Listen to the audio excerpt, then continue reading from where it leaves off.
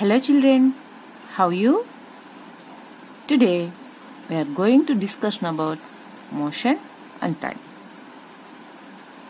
Chalanam, kalam. Motion is a common experience in our life.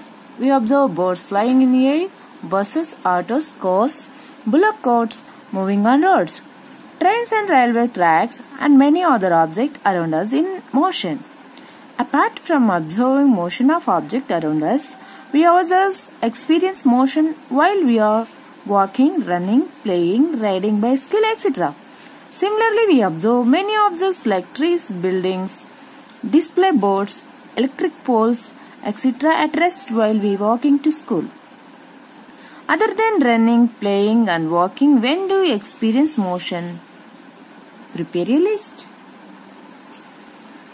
చలనం అనేది జీవితంలో ఒక సాధారణమైనటువంటి అనుభవం. మనం చూస్తూనే ఉంటాము. ఆటోలు, ఎద్దుల బండ్లు, పట్టాల మీద పరిగెత్తే రైళ్లు, ఇలా చలనంలో అనేక రకాల అంశాలను మనం గమనిస్తూనే ఉంటాం. అదే కాకుండా దారిలో వెళ్లేటప్పుడు చెట్లు, భవనాలు కూడా కదులుతూ ఉన్నట్టు గమనిస్తాం. ఓసారి ఆలోచించండి, మనం పరిగెత్తడం, ఆడుకోవడం, నడవడం కాకుండా ఇంకెప్పుడైనా మనం చలనంలో ఉన్నట్టు అనిపించిందా? ఒకసారి లిస్ట్ అవుట్ చేయండి, దాన్ని చూద్దాం. ఎలాంటప్పుడు మనకు పరిగెత్తినట్టు, నడిచినట్టు, మనం చలనంలో ఉన్నట్టు అనిపిస్తుందో ఓసారి చూద్దాం. Are these trees, buildings, electric poles, etc. really in motion or at rest?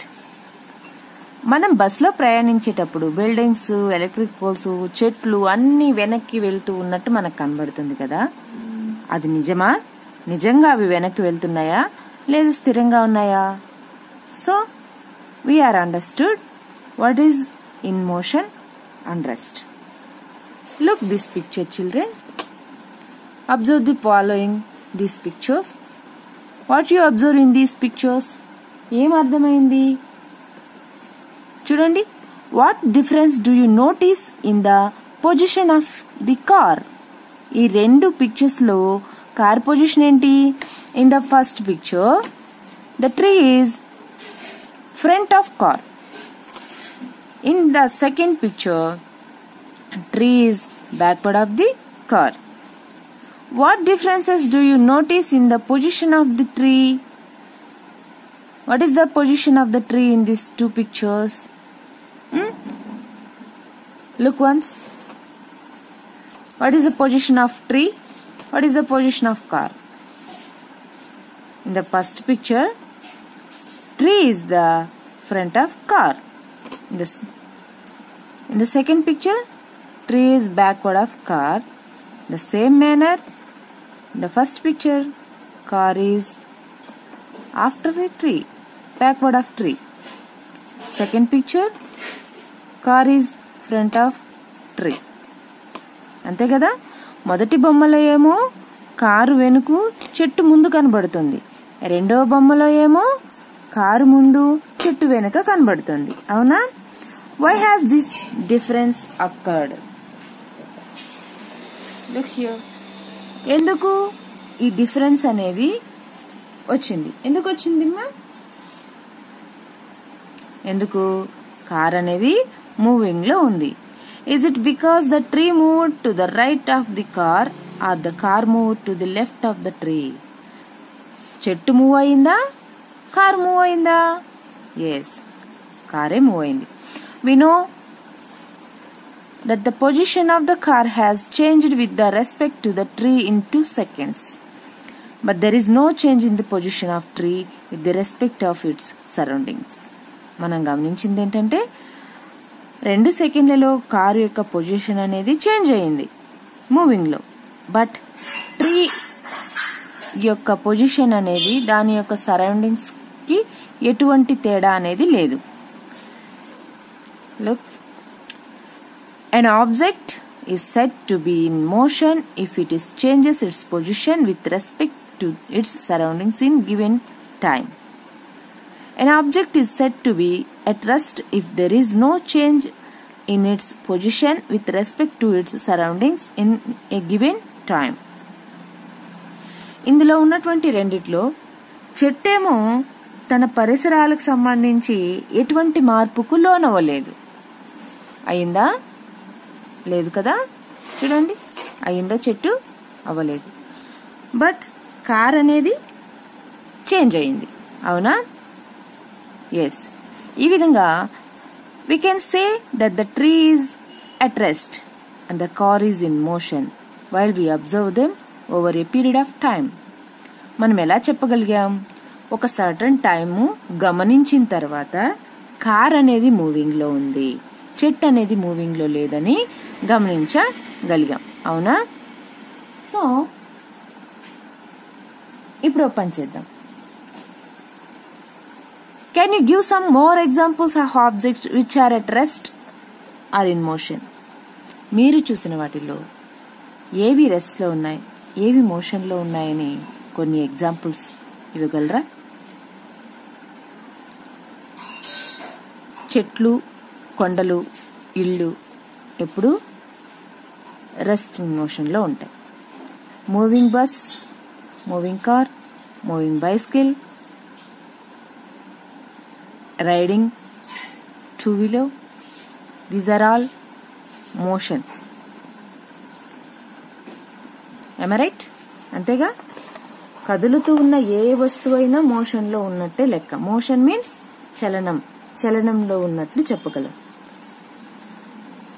Remaining ఇప్పుడు రోడ్ అవ్వచ్చు, ఇల్లు అవ్వచ్చు, చెట్లు అవ్వచ్చు, ఇవి కదలవు, స్థిరంగా ఉంటాయి, నిశ్చలంగా ఉంటాయి కదా. దీన్ని స్థిరత్వం అని కూడా చెప్పచ్చు. Here is one more example. Observe motion of the car. Look this picture. In this picture, car is here. Here is a house, gate, road. Where is car? Here is car. And the second picture, car is here. What differences you observed in these two pictures, children? Yes. In these two pictures, the distance between the driver and the car changes. Is there any changes between car and driver? There is no change. That means the driver is rest in position. The distance between the car and the gate of the house is changed. Are you observe it? The distance between car and the gate changes. Here is, look here. కదా, కారుకి గేటుకి మధ్య ఉన్నటువంటి దూరంలో మార్పు అనేది జరిగిందా? Yes. Then there is no change in the position of gate of the house with the respect to its surroundings. Yes, నిజమే కదా. గేటుకి హౌస్ కి మధ్య ఎటువంటి చేంజ్ అనేది, ఆ చుట్టూ ఉన్న వాతావరణంలో ఎటువంటి మార్పు అనేది జరగలేదు. There is no change in the position of the car with the respect to its surroundings. కారుతో దాని పరిసరాల్లో ఎటువంటి మార్పులైనా ఉన్నాయా? ఎస్, మార్పు అయితే ఉంది. అది మనకు అర్థమైంది కదా ఈ పిక్చర్ ని గమనిస్తుంటే పిల్లలు. ఎస్. నెక్స్ట్, సో మనం ఇంతవరకు చూసిన ఎగ్జాంపుల్స్ ని బట్టి మనం ఒక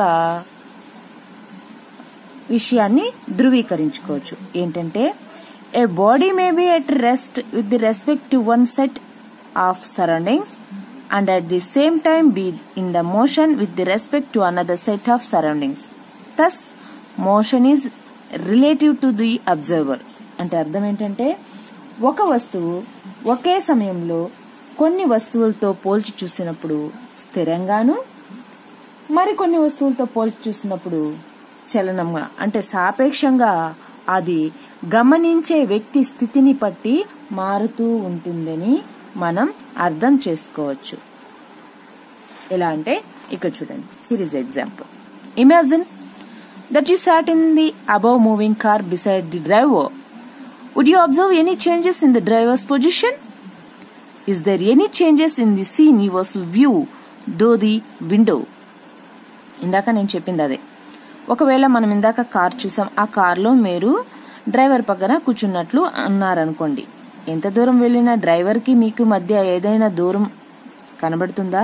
మూవింగ్ లో ఉన్నట్టు అనిపిస్తుందా? అనిపించదు కదా. బట్ మనం మన చుట్టూ ఉన్న వ్యూ అనేది, సరౌండింగ్ వ్యూ అనేది మార్పు చెందుతూ గమనిస్తుంటాం కదా. సో అర్థమైంది అనుకుంటాను. Look here, observe certain motions and right down your observation in your notebooks, children. Okay, I think you will understand the topic motion and the time. Once again we repeat important points. Children, a body may be at rest with respect to one set of our surroundings and at the same time be in motion with respect to another set of surroundings. Thus motion is relative to the observer. This is the main point.